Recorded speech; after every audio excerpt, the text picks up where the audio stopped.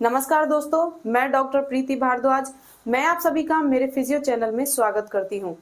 आज हम बात करेंगे फ्रोजन शोल्डर के लिए हम क्या क्या एक्सरसाइज कर सकते हैं, फ्रोजन शोल्डर क्या होता है, किस तरीके से हम इसको पहचान सकते हैं और वो क्या एक्सरसाइज हैं जिन्हें फॉलो करके हम घर बैठे ही फ्रोजन शोल्डर को ठीक कर सकते हैं, उसके पेन को कम कर सकते हैं, उसके साथ साथ ही उसकी जो रेंज ऑफ मोशन है उसे हम बढ़ा सकते हैं। तो इस वीडियो में उसके बारे में पूरा डिस्कस किया जाएगा, तो वीडियो में लास्ट तक जरूर बने रहें। फ्रोजन शोल्डर जैसे कि आप नाम से ही समझ गए होंगे, जब आपके शोल्डर की रेंज ऑफ मोशन कम हो जाती है यानी कि वो एक जगह स्टक हो जाती है तो उसे फ्रोजन शोल्डर बोला जाता है, जिसमें आपकी मूवमेंट बहुत कम हो जाती है, पेन का लेवल भी इतना होता है कि माइल्ड टू सीवियर वो बढ़ता जाता है। स्टार्टिंग में पेशेंट को इतना फील नहीं होता है, उसको लगता है कि रेंज ऑफ मोशन थोड़ी कम हुई है तो धीरे धीरे वो अपने आप हो जाएगी। लेकिन क्या होता है, जैसे जैसे टाइम आगे बढ़ता है तो रेंज ऑफ मोशन और भी ज्यादा रेस्ट्रिक्टेड होनी शुरू हो जाती है, उसके साथ साथ नाइट का पेन भी आपका बढ़ जाता है। जिन भी पेशेंट को फ्रोजन शोल्डर की परेशानी होती है उनको नाइट में बहुत ही वर्स पेन होता है, जिसकी वजह से उनकी स्लीप भी डिस्टर्ब हो जाती है। इसके साथ साथ उनकी रेंज ऑफ मोशन भी आपको बहुत कम मिलेगी और रेंज ऑफ मोशन कम होने की वजह से वो उस हाथ से इतनी एक्टिविटी नहीं कर पाते हैं, उसकी मसल्स में स्टिफनेस आना शुरू हो जाती है। शोल्डर में हम बहुत कंफ्यूज रहते हैं कि सर्वाइकल की वजह से पेन आ रहा है। फ्रोजन शोल्डर में क्या होता है, आपको थ्रोम्बिक टाइप का पेन फील होगा, यानी कि इस एरिया में आपको लगेगा, उसके साथ साथ कुछ पेशेंट को इस एरिया में भी शोल्डर पेन स्टार्ट होता है। Rotator cuff injury, adhesive capsulitis, इस तरह की परेशानी भी आपको फ्रोजन शोल्डर में मिल सकती है। ये अलग अलग चीजें होती हैं। रोटेटर कफ इंजरी में क्या होता है, आपकी सॉफ्ट टिश्यूज की इंजरी होती है, तो फ्रोजन शोल्डर आपका अलग है और रोटेटर कफ इंजरी के लिए जो एक्सरसाइज है वो अलग है। रोटेटर कफ इंजरी में आप क्या एक्सरसाइज कर सकते हैं उसका वीडियो हम ऑलरेडी अपने चैनल पर अपलोड कर चुके हैं, तो उसका लिंक आपको डिस्क्रिप्शन बॉक्स में मिल जाएगा। उसे देखें और समझें कि रोटेटर कफ इंजरी क्या होती है और किन एक्सरसाइज को करके हम रोटेटर कफ इंजरी को ठीक कर सकते हैं। अडहेसिव कैप्सुलाइटिस की बात करें तो उसमें क्या होता है, आपके हर जॉइंट के ऊपर एक कैप्सूल होता है जिससे मूवमेंट पॉसिबल होती है। उस कैप्सूल में अगर किसी भी तरह की इन्फ्लेमेशन आ जाए तो उसे अडहेसिव कैप्सुलाइटिस बोला जाता है। अब आते हैं कि फ्रोजन शोल्डर के लिए हम क्या कर सकते हैं, किस तरीके से उसको हम ठीक कर सकते हैं। फ्रोजन शोल्डर में आपको सबसे पहले क्या करना है, किसी भी एक्सरसाइज को करने से पहले आपको अपने शोल्डर की हीटिंग करनी है, यानी कि सिकाई करनी है। 10 से 15 मिनट आप करें, जिससे क्या होगा कि आपकी जो मसल्स हैं वो थोड़ी लूज हो जाएंगी, आपका पेन कम हो जाएगा और आप इजीली उन एक्सरसाइज को फॉलो कर पाओगे। तो आज इस वीडियो में आपको बहुत सिंपल सी एक्सरसाइज बताई जाएंगी जिन्हें करने में आपको कोई पेन फील नहीं होगा। लेकिन अगर आपको लगता है कि आपको एक्सरसाइज करते समय कोई भी पेन आ रहा है तो उधर ही आपको एक्सरसाइज रोक देनी है और अपने पास के जो भी फिजियोथेरेपिस्ट है उनके पास जाएं, उनसे कंसल्ट करें, अपना प्रॉपर डायग्नोसिस कराएं कि आपको फ्रोजन शोल्डर है या रोटेटर कफ इंजरी है या फिर और भी कोई मसल्स की परेशानी है। तो जैसा वह डायग्नोस करके आपको बताएं उसके बाद फिर अपना एक्सरसाइज का पैटर्न आप स्टार्ट करें। ऐसा नहीं है कि आप खुद से ही कुछ भी करके फिर एक्सरसाइज करना स्टार्ट कर दें, इसका आपको रिवर्स रिजल्ट भी मिल सकता है। तो चलिए अब बात करते हैं फ्रोजन शोल्डर की एक्सरसाइज के बारे में। फर्स्ट आपकी एक्सरसाइज है पेंडुलम एक्सरसाइज। इसमें आपको क्या करना है, आप किसी भी टेबल का सपोर्ट ले सकते हैं। फॉर एग्जांपल जैसे डाइनिंग टेबल थोड़ा हाइट में होती है तो आप इस पे, जैसे इसमें आपका फ्रोजन शोल्डर नहीं है तो आप इसके उस पे रख सकते हैं जिससे आपको सपोर्ट मिले और इस हाथ को आपको इस डायरेक्शन में इस तरह से रोटेट करना है। आपको बॉडी का वेट यूज करना है, आपको जॉइंट पे कोई भी मूवमेंट नहीं करनी है। अपनी बॉडी का वेट यूज करते हैं फिर आपको मूवमेंट करनी है 1 2 3 4 5, उधर ही रुक जाना है।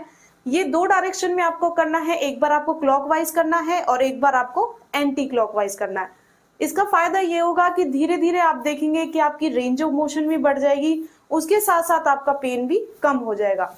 फ्रोजन शोल्डर में होता क्या है कि आपके पेन का लेवल तभी कम होगा जब आपकी रेंज ऑफ मोशन बढ़ेगी, यानी कि जैसे जैसे आपका कंधा खुलता जाएगा उसकी रेंज ऑफ मोशन बढ़ती जाएगी, उसके साथ साथ आपके पेन का लेवल भी कम होता जाएगा। तो फिर से एक बार करते हैं, आप सपोर्ट लेंगे, बॉडी वेट यूज करके आप उसको रोटेट करेंगे 1 2 3 4 5, देन एंटी क्लॉकवाइज 1 2 3 4 5। तो इस तरीके से आपको एक्सरसाइज करनी है। स्टार्टिंग में आप ये बिना वेट के करें, लेकिन अगर आपको लगता है कि बहुत टाइम हो चुका है करते हुए, आपकी शोल्डर की जो रेंज ऑफ मोशन है वो भी काफी हद तक बढ़ चुकी है, तो फिर आप हाफ केजी का वेट लेके इसको स्टार्ट कर सकते हैं। हाफ केजी के लिए आप क्या किसी भी पैकेट को ले सकते हैं जो हाफ केजी का हो, उसको आपको हाथ में पकड़ना है और उसके साथ फिर ये पेंडुलम एक्सरसाइज आपको करनी है। पहले आप बिना वेट के करेंगे, जब आपका पेन कम हो जाए तो उसके बाद ही आपको ये वेट वाली एक्सरसाइज स्टार्ट करनी है। पेंडुलम एक्सरसाइज को आप 2-3 तरीके से कर सकते हैं। फर्स्ट इसका होता है कि आप क्लॉकवाइज और एंटी क्लॉकवाइज, जैसा आपको अभी समझाया था इस तरीके से करनी है। सेकंड आपको करना है फॉरवर्ड बैकवर्ड, इस तरीके से वेट के साथ भी इस तरीके से स्विंग करके आप कर सकते हैं। और थर्ड आपको करना है साइडवेज। तो ये 3 तरीके से आपकी पेंडुलम एक्सरसाइज है जिन्हें आप कर सकते हैं, लेकिन ध्यान रहे इधर मूवमेंट आपकी नहीं होनी चाहिए। ये जो जॉइंट है आपका शोल्डर का, ये बिल्कुल मूवमेंट नहीं होनी चाहिए, रेस्ट में होना चाहिए। आपको बॉडी का वेट का यूज करके ही ये एक्सरसाइज फॉलो करनी है।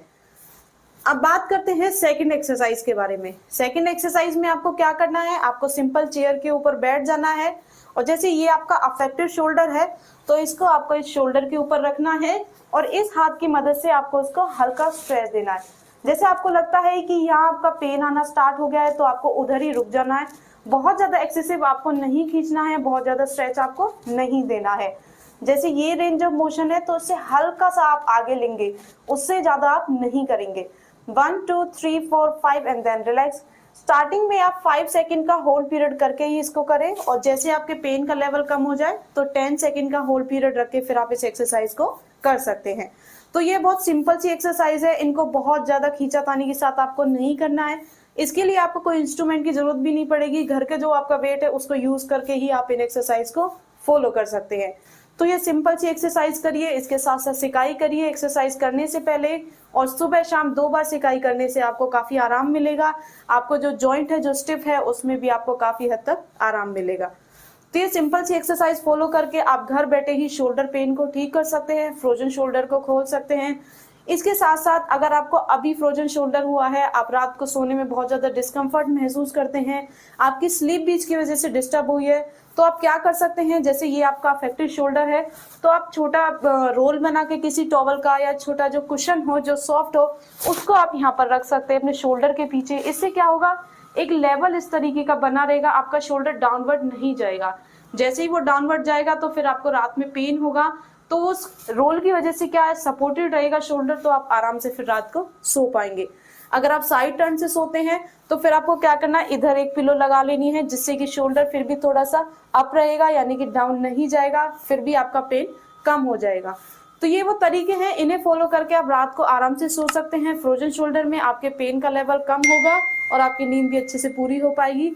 फिर आप सुबह एक्सरसाइज करिए, शाम को एक्सरसाइज करिए, इन्हें करके आप फ्रोजन शोल्डर जैसी परेशानी को ठीक कर सकते हैं।